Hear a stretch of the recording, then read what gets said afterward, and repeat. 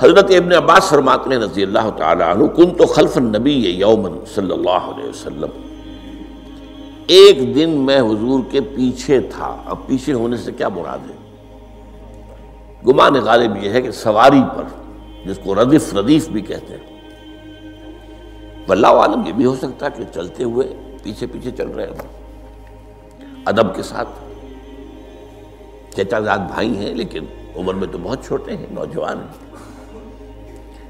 اس کیفیت میں حضور نے اب ان سے خطاب کیا، یا غلام، اے نوجوان، اے لڑکے کہا، اے لڑکے، اعلمک کلمات، میں تمہیں تلقین کرتا ہوں چند کلمات۔ حضور نے اے لڑکے یا اے بیٹے، جو بھی آپ اس کا ترجمہ کریں، میں تمہیں چند باتیں سکھاتا ہوں۔ مطلب کیا ہے؟ اعلمک کلمات، توجہ سے سنو، غور سے سنو، حفظ جان بنا لو۔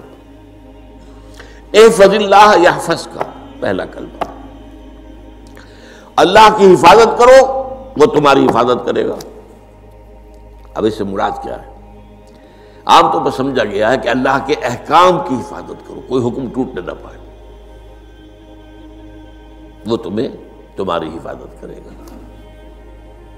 اور ایک مفہوم یہ بھی ہو سکتا ہے، اللہ کو اپنے دل میں محفوظ رکھو، اس کی یاد سے اس دل کو، اس خانہ قلب کو خالی نہ ہونے دو، مستحضر رکھو اللہ کو اپنے دل میں، تو اللہ تمہاری حفاظت کرے گا، اللہ تمہیں یاد رکھے گا۔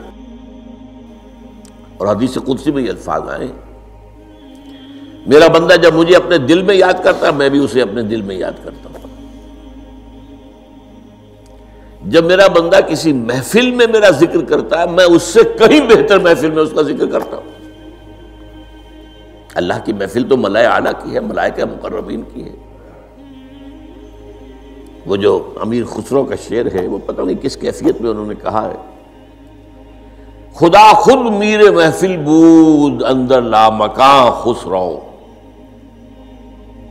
محمد شمع محفل بود شب جائے کہ من بودم۔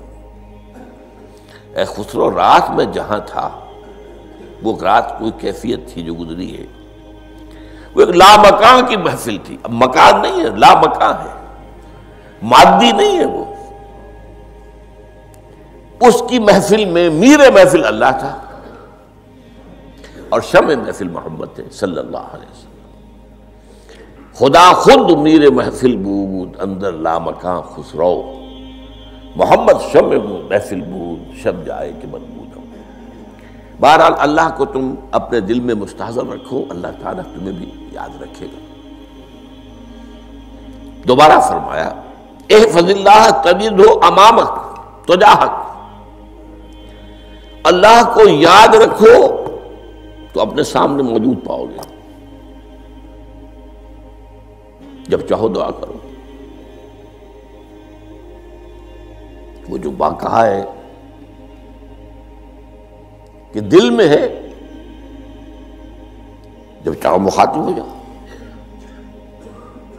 دل کے آئینے میں ہے تصویر یار، جب ذرا گردن جھکائی دیکھ لی، کہیں دور تو نہیں۔ نحن اقرب الیہ من حبل الورید، تمہارے دل میں اللہ ہے تو کہاں جا رہے ہو اس کو ڈھونڈنے کے لیے؟ اپنے دل میں۔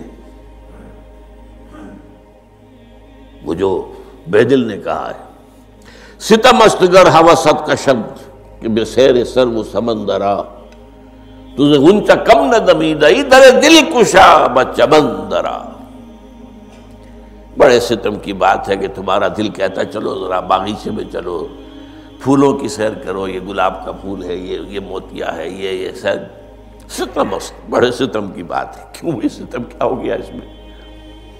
ستم است گر ہوست کشد، تمہاری خواہش تمہیں کھینچتی ہے کہ بے سیر سر و سمندرا، سر و سمن، ذرا ان کی سیر کرنے کے لیے آؤ۔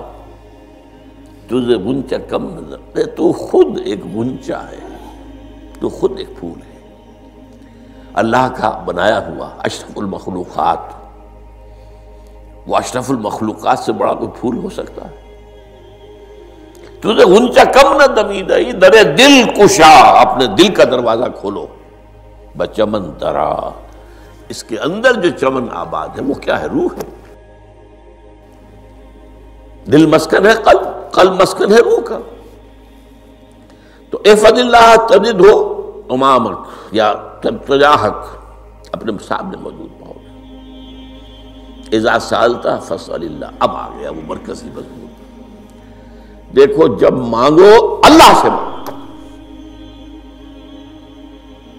غیر اللہ کے سامنے ہاتھ دراز کرو ہی مت۔ ایک حدیث میں آتا، یعنی حرام نہیں ہے، دنیاوی قواعد اصول قوانین کے تحت کسی سے مدد چاہنا، کوئی سوال کرنا حرام نہیں ہے۔ وہ تو میں نے کہا کہ اس پر اصرار آپ کریں گے تو اس میں بو پیدا ہو جائے گی، بدبو پیدا ہو جائے گی شرک کی، لیکن آپ سوال کریں، مدد لیں، اسی پر دنیا قائم ہے، ایک دوسرے کے ساتھ تعاون کے ساتھ۔ لیکن اونچا مقام کیا ہے؟ کسی سے سوال مت کرو سوائے اللہ کے، یہاں تک کہ جوتے باندھنے کا تسمہ تمہیں درکار ہے تو بھی کسی سے مت مانگو، اللہ سے مانگو۔ کیا پتہ اللہ کس کے دل میں ڈال دے اور وہ آ کے تمہیں تسمہ پیش کر دے۔ ہوتا ہے ایسا، بس اوقات ہوتا ہے۔ جو اللہ کے ساتھ لو لگا کر رکھنے والے ہیں ان کے تو ایسے واقعات ہوتے ہیں کہ دل میں ایک بات آئی اور اس کے بعد وہی بات جو ہے وہ کوئی شخص آ گیا، اس نے وہ بات پوری کر دی۔ کیونکہ لوگوں کے دل جو ہے وہ تو اللہ کے دو انگلیوں کے مابین جسے چاہتا پھیر دیتا۔ کیا پتہ اللہ کسی فرشتے کو انسانی شکل میں بھیج دے، آتا ہے فرشتہ، آتا ہے انسانی شکل